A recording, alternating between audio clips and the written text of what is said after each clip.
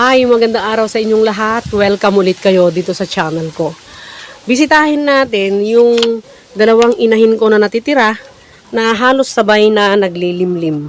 At yung isang inahin ay magpipisa. Expected date niya sa September 2. 3 araw lang ang pagitan ng mga ito. So by September 5 or 6 siguro, nandun naman maglilimlim yung isa. Ito yung mas huling naglimlim. Ito yung expected date niya ay September 5 or 6. Diyan. Tapos, ito naman, ito yung pinakamatandang inahin ko. 2023 pa ito eh.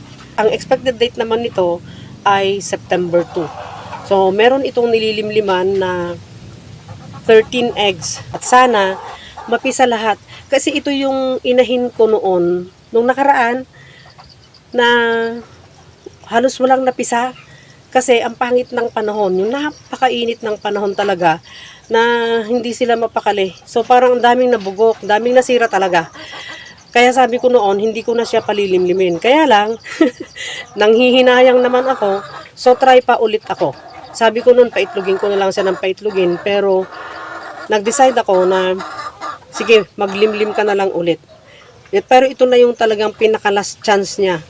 Pagka hindi pa napisa yung mga itlog niya, ngayon, na mukhang hindi naman na masyadong mainit kasi ang panahon dito sa amin ngayon ay uulan, aaraw, so hindi na masyadong mainit na kagaya ng dati, na yung mainit na mainit talaga na dire-diretso kahit gabi na hindi ka mapakali. Pero ngayon, may mga ulan, maghapon na umulan ng yung mahinay lang, yung sabi nila mabait na ulan, yun ang panahon kahapon. Pero ngayon, may araw. Kaya kung nasisilip nyo dyan sa labas, ayan, may araw. Alikabok pa yung screen nila. May araw. Tapos, paghapon, yun ang ulan niya. Ito namang inahin na ito, meron siyang 17 eggs. Sana mapisa rin lahat. Ito yung may lahing Black Australorp at saka native hulo. Ito naman yung may lahing native chicken. Ang lolo niya RIR. At ang tatay niya ay Bangganggok. Bangganggok ang tawag dito, yung barred sana, no? Barred Plymouth Rock. Pero hindi puro yun, may halo rin. Kaya halo-halo ang lahi niyan. Pero malalaki ang itlog niyan. Dalawa na lang ang natitirang inahin ko kasi nag-dispose nga ako ng nag-dispose, no? Pero hinihintay ko yung mga bagong pulet doon. Yung mga magti 3 months na sa kabilang pen para sila ay mag-mature. Para mahintay ko sila na sila yung paiitlogin ko ulit. Magtitira lang ako doon ng 3 pulet para sakto-sakto lang na yung bakante dyan, ma-occupy nila pag mangingitlog sila. So, para maging 5 na ulit sila. Kasi noon, nung 10, okay lang naman kasi hindi naman sila sabay-sabay na nangingitlog. Kaya lang, mas maganda pagka sabay-sabay na nangingitlog, sabay-sabay na maglilimlim, at sabay-sabay na magpipisa para minsanan yung batch ng mga kiti. Mahirap kasi pagka yung konti-konti ang batch, hindi mo makikita. Naglabas lang ako ng isang itlog niya. Hindi ko hahawakang matagal kasi baka mamaya tuka-tukain ako. Mabait naman ito.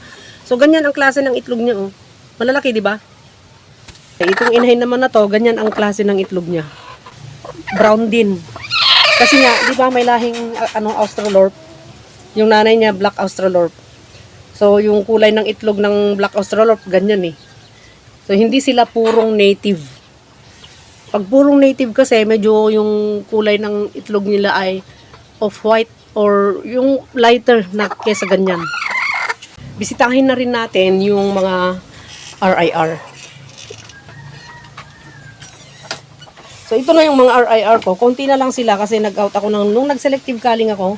So, nag-out ng kasama nila kasi matatanda na yung mga yon. Nalulugi ako pagka pakain ako ng pakain tapos hindi sila nakakapag-produce ng maayos. At saka pangit ang pangingitlog kasi noon dahil ang init ng panahon. So masyadong mababa ang egg production nila. Pero ngayon maagang may nangingitlog. Kanina alas 6 may na-collect na ako. Tapos ngayon may umiitlog ulit. Medyo umislim sila kasi yung feed consumption nila nung nakaraan, kaunti lang, yung hindi sila nakakaubos talaga. Mas mababa pa kaysa sa yung talagang pagkain nila ang nakakain nila. So sa susunod na mga panahon, mag-iipon na ulit ako ng itlog nila at pagkatapos na magpisa yung dalawang inahin na yon, makapagpahinga sila, magpapapisa ulit ako ng RIR para makapagpalaki ulit ako ng mga mas batang mangingitlog. Kaunti na lang kasi itong mga ito talaga. At itong tandang nakasama nila, pinag-iisipan ko na ilalagay ko siya doon sa bahay ng mga Brahma. So, yung mga Brahma na nandun, ano lang, hybrid lang naman yung mga yun. Product ng hybrid na Brahma. Titingnan ko kung maganda ang product ng pure RIR at tsaka yung hybrid na Brahma. Ito yung dalawang Brahma na natitira doon sa pinapisa kong itlog. Kasi ipinamigay ko sa kapatid ko yung iba. Tapos yun doon sa pinsan ko. So, ito ang natira. Dalawa. Babae. Pero kung napansinin niyo yung isa, kasi product na nga ng inbreeding yata yung binigay sa kuya ko. Kaya meron yung twisted beak. Yan yung crooked beak na yan. Meron yung crooked beak yan, Pero alam niyo, mabigat yan. Ang galing niyang kumain. Kaya ko i-cross sa RIR kasi para mawala yung abnormality. Siyempre, hindi na niya kadugo yun, di ba? Uulamin ko sana yan kaya lang, sayang naman. Kaya ibibreed ko na lang sa RIR para mawala yung abnormality dun sa product nila. Hanggang dito na lang muna tayo kasi maingay ang paligid. Masyadong malakas ang hangin. So sana huwag kalimutang mag-like, mag-subscribe, at pakihit ang notification bell para sa susunod na mga videos ay ma-notify kayo. At salamat sa lahat ng mga share, likers, yung mga nagko-comment, yung mga subscriber ko, both old and new. Thank you sa inyong lahat, pati na rin yung mga hindi nag-skip ng ads, yung mga pabalik-balik. Salamat sa inyong lahat. Sana pagpalain tayong lahat araw-araw at panatilihing masaya, masigla at malusog ang ating mga alagang manok.